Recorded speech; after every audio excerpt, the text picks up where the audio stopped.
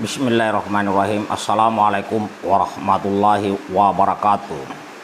Salam hormat sahabatku semuanya dimanapun saudara berada. Seperti biasa, sebelum lanjut silakan sahabatku subscribe channel yang mantap ini kawan.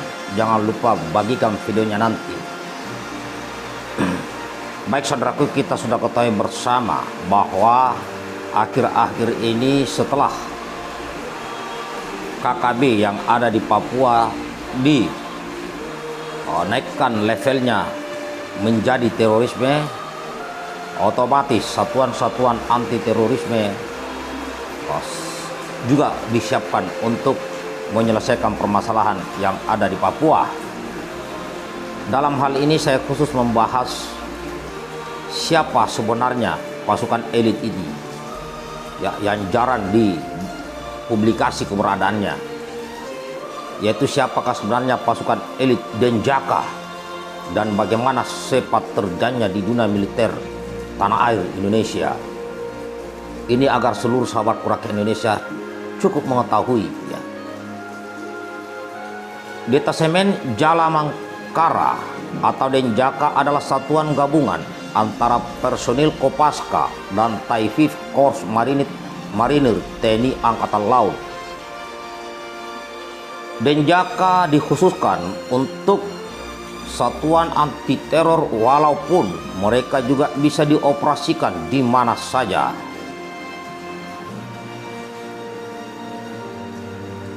Terutama anti teror aspek laut.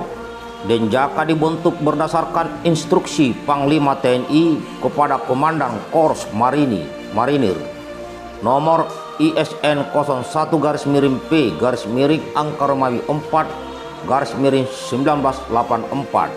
13 November 1984. Selain sebagai komando pelaksana Korps Marinir yang berkedudukan langsung di bawah dan Kormar, Denjaka juga sebagai pelaksana utama Panglima TNI sebagai komando pelaksana Korps Marinir. Denjaka mempunyai tugas pokok dalam membina kekuatan dan kemampuan satuan detasemen Jala Mangkara. Sedangkan sebagai pelaksana utama Panglima TNI, dalam hal ini Kabais TNI selaku penyelenggaraan pembinaan kemampuan khusus meliputi operasi anti teror, operasi anti sabotase dari operasi clandestine yang beraspek laut maupun operasi anti teror, anti sabotase dan operasi clandestine yang beraspek laut maupun operasi-operasi meliputi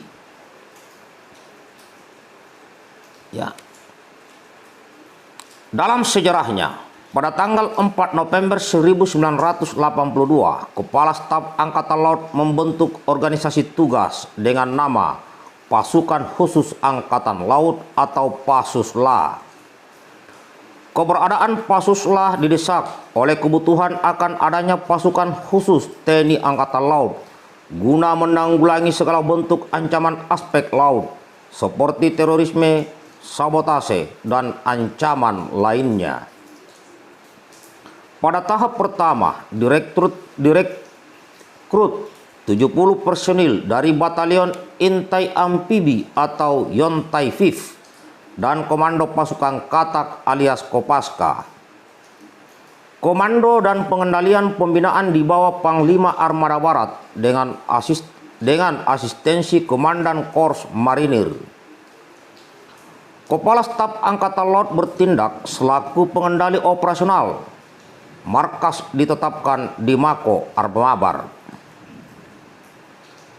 Melihat perkembangan dan kebutuhan satuan khusus ini, Kepala Staf Angkatan Laut menyurati Panglima TNI yang isinya berkisar keinginan membentuk detasemen Jala Mangkara. Panglima ABRI menyetujui dan sejak itu pada tanggal 13 November 1984 Denjaka menjadi satuan anti teror aspek laut. Menurut Keputusan Kepala Staf Angkatan Laut Denjaka adalah komando pelaksana Korps Marinir yang mempunyai tugas pokok melaksanakan pembinaan kemampuan dan kekuatan dalam rangka melaksanakan operasi anti-teror, anti-sabotase, dan klandestin aspek laut atas perintah Panglima TNI. Berdasarkan Peraturan Panglima TNI Nomor Perpang Angka Romawi 77 Angka Romawi Angka Romawi 10 2010 tentang persetujuan dan pengesahan peningkatan kepangkatan dalam jabatan di lingkungan Korps Marinir, diputuskan Komandan Detasemen Jala Mangkara berpangkat kolonel. Pola rekrutmen Denjaka dimulai sejak pendidikan para dan komando. Selangkah sebelum masuk ke Denjaka, prajurit terpilih mesti sudah berkualifikasi intai amfibi. Dalam menjalankan aksinya, satuan khusus ini dapat digerakkan menuju sasaran, baik lewat permukaan maupun bawah laut, termasuk lewat udara. TNI Angkatan Laut masih memiliki satu pasukan khusus lagi, yaitu Komando Pasukan Katak atau Kopaska. Kedua satuan pernah beberapa kali melakukan latihan gabungan dengan US Navy SEAL. Dalam organisasi satuannya, Denjaka terdiri dari satu markas Sedan Detasemen, satu tim markas, satu tim teknik, dan 3 tim tempur.